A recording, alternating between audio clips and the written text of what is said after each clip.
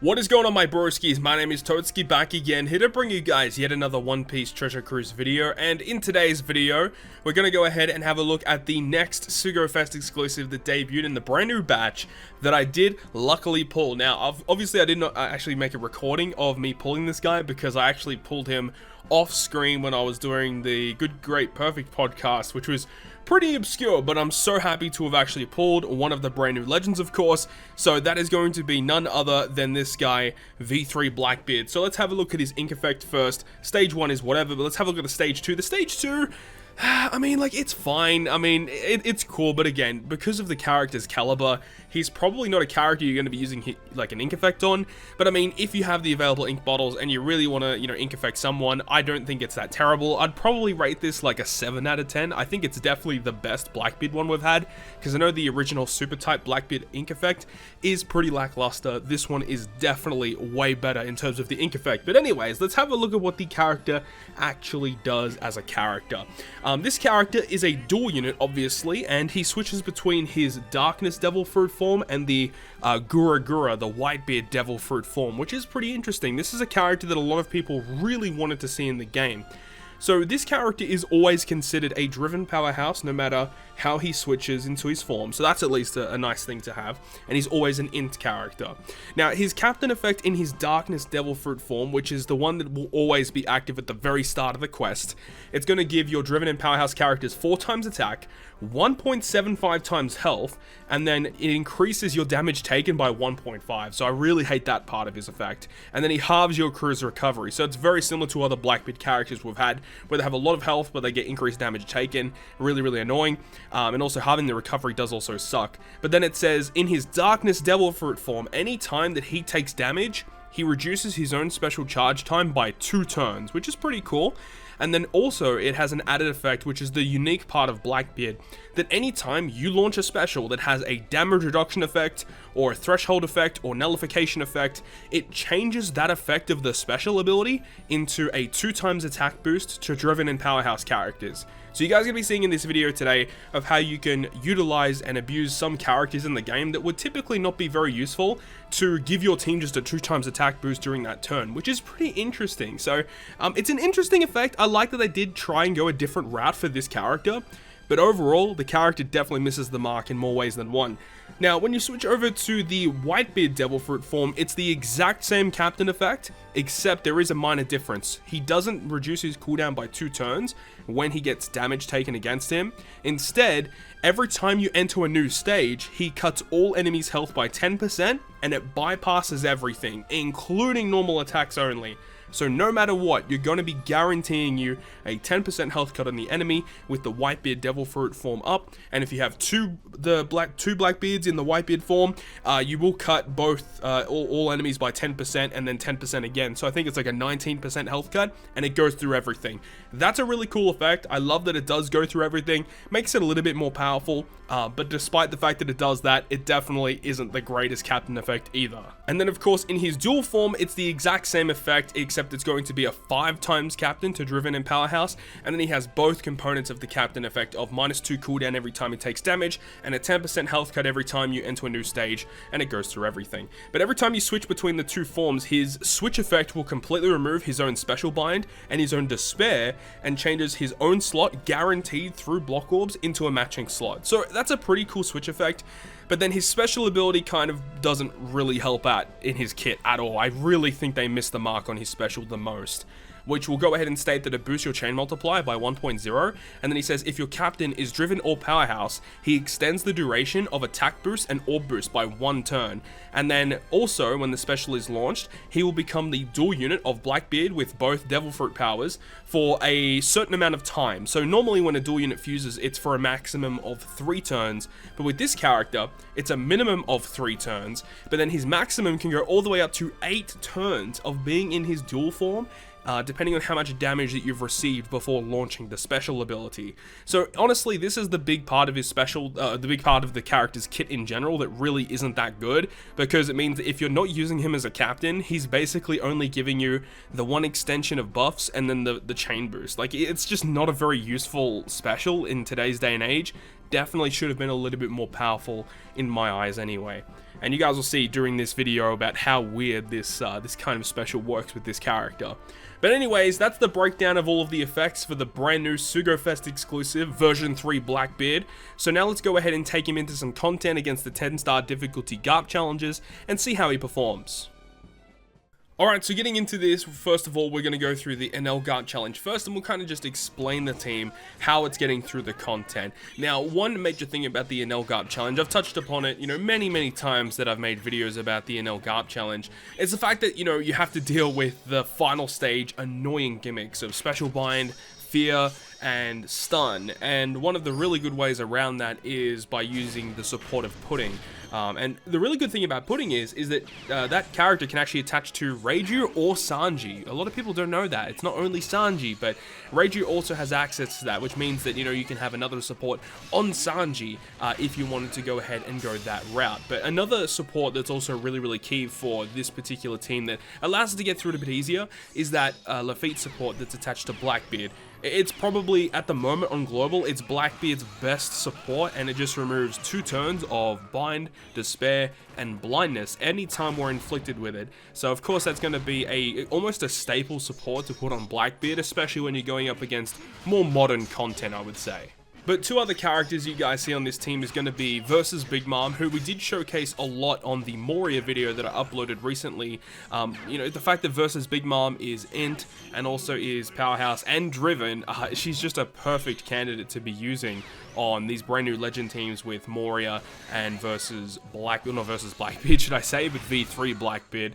Just a phenomenal character, granting attack boost turn 1 or boost turn 2. Has some very good support characters as of late as well. Sweet Commanders are going to be on this character this time around. I believe I also used versus Big Mom in the next specific clip as well.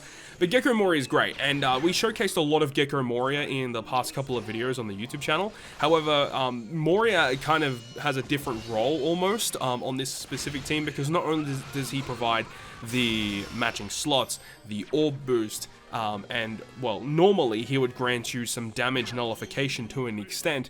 This time around, because Blackbeard is our captain, which here is his awesome special animation, by the way, because Blackbeard's our captain, whenever we use Moria as a special ability, Moria becomes an attack booster as well. So you get a 2x attack boost and a 2.25 or 2.5 orb boost, should I say, and a full border matching slots under Blackbeard. So it just means that Moria is like even more stronger than what he already is just normally, right? So that's awesome that you get access to that. And then obviously the really good ship that we're using here is Megalo, so that once we use the Moria special to grant us a full board of matching slots, we can lock those slots, carry them into the next room, and get the job done. But this stage is also typically one that it can be a little bit annoying to get around. Obviously, the fact that we're running an int-based team does make this stage a lot easier, because we can just use this guy right here, Sangoro, who has the special ability of granting us the changing of type slots into matching, and then also going ahead and giving us a color affinity boost to our int characters, and I think it's a 2x color affinity boost if our captain is a driven or is a powerhouse or a cerebral character, I believe, which obviously Blackbeard fits the bill. So we do lots and lots of damage here, which is so good. And I think I had the Robin support as well, which granted us a 1.3x attack boost. Don't sleep on that 1.3 attack boost. That little bit of a damage boost that you get from that is really nice, and allows us to do a little bit more damage to the neutral Shura on that stage 5.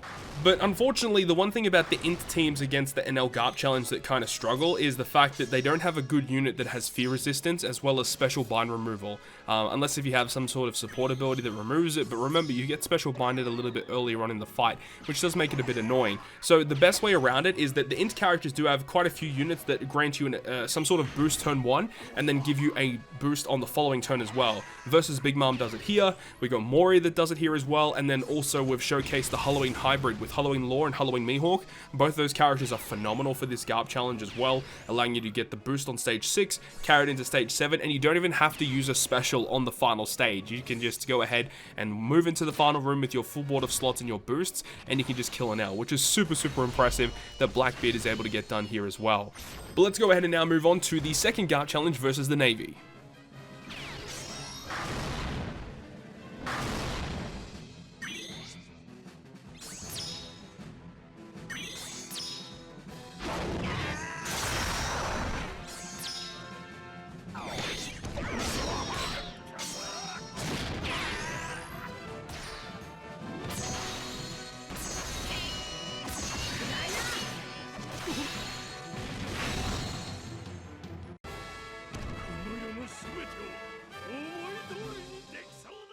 So taking on the secondary Garp challenge versus Navy, the big thing, or that you're mainly going to be coming up against first when you take on the Navy challenge, is that you have to deal with hunger on stage 3. Kobe Meppo will apply hunger. It's a 2-hit of hunger, so you need to have some type of way to remove it with a potential ability, or you need to have some type of way to generate recovery slots on your team to ensure that you can actually remove that. And the way that we're doing that is by once again using versus Big Mom, but instead of using Sweet Commanders as a support this time for utility, we're actually using the support of Daifuku, which means that when we launch the special of Big Mom, it changes adjacent slots into recovery. And even if we do walk into this room with block orbs, when we launch the special of Big Mom, that's going to get changed into a recovery slot anyways. So by eating those slots, we can get rid of the hunger debuff in the middle of our attack chain. It gives us an attack boost as well when we launch the Big Mom special, which is really good, which means that if we kill this stage in one turn, which we do, we get an orb boost in the next stage as well, which will help with killing some of the mobs on that stage. We also use that Doflamingo special, which is super good to get rid of that nasty threshold reduction, and of course it's going to be very useful later on the final turn of this particular Garp challenge. But this stage against Smoker, Hina, and Toshiki can also be a little bit tricky. In terms of utility, it's a little bit finicky because we do have the Lafitte support, which gets rid of 2 turns of Despair and 2 turns of Bind. Unfortunately, the Kizuna Kid here doesn't have a damage dealing special. If he did, I could have just gone ahead and used Luffy Taro support to remove the additional turn of Bind. Unfortunately, we don't have a way to get rid of that, so we're just tanking it. And because of the switchability of Blackbeard, we're able to guarantee us some matching slots, which means the orb boost from the versus Big Mom special, as well as getting a support of 1.3 attack boost from the Robin support, which was attaching to that kid, allows us to kill those Psy enemies very easily. Unfortunately, it takes us a little bit of time to take on Smoker. We got pretty unlucky with matching slots. If you do get lucky with matching slots, you can kill him on the second turn of attacks, which does obviously save you a lot of HP. We are relying on a little bit of pinch healing there to get some recovery back. Luckily, Mori has actually pretty decent pinch healing, so every time you attack with him, hit it perfect, get a little bit of health back, because that's the thing about Blackbeard, is that with his captain effect, he reduces your recovery so significantly, especially if you are using 2 Blackbeards, that having a way to get additional recovery anyway is going to be good, which is why Mori's pinch healing is so useful to have. Typically, this Kizaru stage can be quite annoying to deal with as well, but of course we're going to be abusing the fact that we can get a lot of stall off on this particular Garp challenge on stage 6 against the marine enemies. So we're able to use the Moria special, which, as we said earlier, gives us not only the orb boost and the full border matching slots, but remember, because of Blackbeard's captain effect, the damage nullification threshold effect of Moria's special is changed into an attack boost, so meaning that when we launch the 2 Blackbeard specials to give us that buffed captain, it'll actually extend the duration of Moria's attack and orb boost that we get. So by using double Blackbeard, we have a 3-turn buff, and we have the Megalo ship to lock the slots that Moria gave us, so we're able to have multiple turns of a 2x attack and a 2.5 orb boost with a full board of matching slots, 5x captain effect. And it means that when we move on to this stage against Fujitora, we're not going to have any problems with taking him down, which is great. And as we said, we can abuse the fact that these enemies here will actually allow us to stall for like 8 to 9 turns, which allows us to get our specials back. We do use the kid special before we move on to that room, because we want to ensure that we're actually getting all the cooldowns that we need, which is why kid specifically is used here, because he reduces the cooldowns of our int characters, which is very useful, because if we don't have a way to reduce our cooldowns, I don't think we have our specials ready to go. I did actually go ahead and use a team before that did clear it, but it didn't have kid, but it was way more finicky, so I decided to put kid in here to ensure that we had actually specials ready to go for this final boss stage, and it worked really well. But unfortunately, we don't have a way to remove the burn on the final boss stage, so we are going to go ahead and hit our greats on turn 1, and then once we kill him and he revives, we're able to hit perfects on that second turn of attacks. But now that we've done this, let's go ahead and move on to the final Garp challenge versus Hody Jones.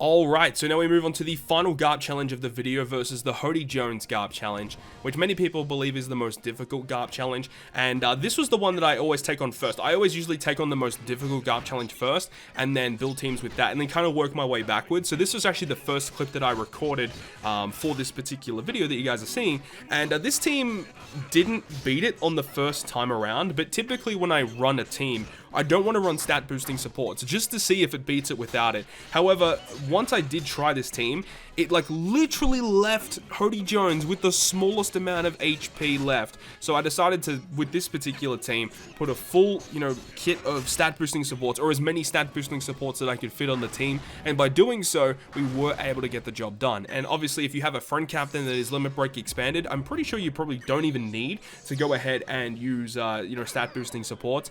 But, just goes to show that sometimes they will make a big difference. But for this particular team, we're using Moria once again. He's so good under Blackbeard, granting so many boosts. But the thing about this team as well is that we don't have a poison remover. So we're running on a knife's edge, making sure that we can get to that boss stage without actually dying. So we do not want to be taking any damage.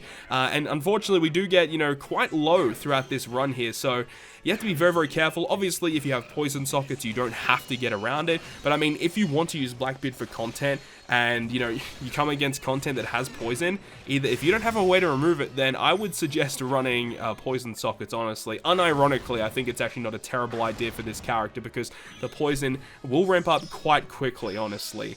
And that's it goes with burn as well. If you don't have a way to get rid of burn, that really hurts his character, because that damage is amplified under Blackbeard's captain effect. So you have to be very, very careful with it. But we're using the same kind of strategy that we used with Moria's video that we talked about the other day, where we use his special ability, and we can use the Megalo ship to lock it, and we can use the Blackbeard special to enhance the duration of the attack and orb boost that we get. So that means that for stage 5 and stage 6, we have a 3-turn, 2x attack, 2.5 orb boost, full border matching slots, and because of how much health that we lost throughout the entire duration of the run thus far, by the time we reach the final boss room, we're still going to have our dual captains active. So that's going to be really, really great to have. And by having our dual captains active, it does mean that when we reach the final stage against Hody Jones, despite the fact that we have normal attacks only inflicted, we're able to cut the enemy's health on the final boss stage by 19%, because two 10% health cuts equate to a 19% health cut, and that health cut is also an additional reason why this particular team is able to get the job done, which is awesome.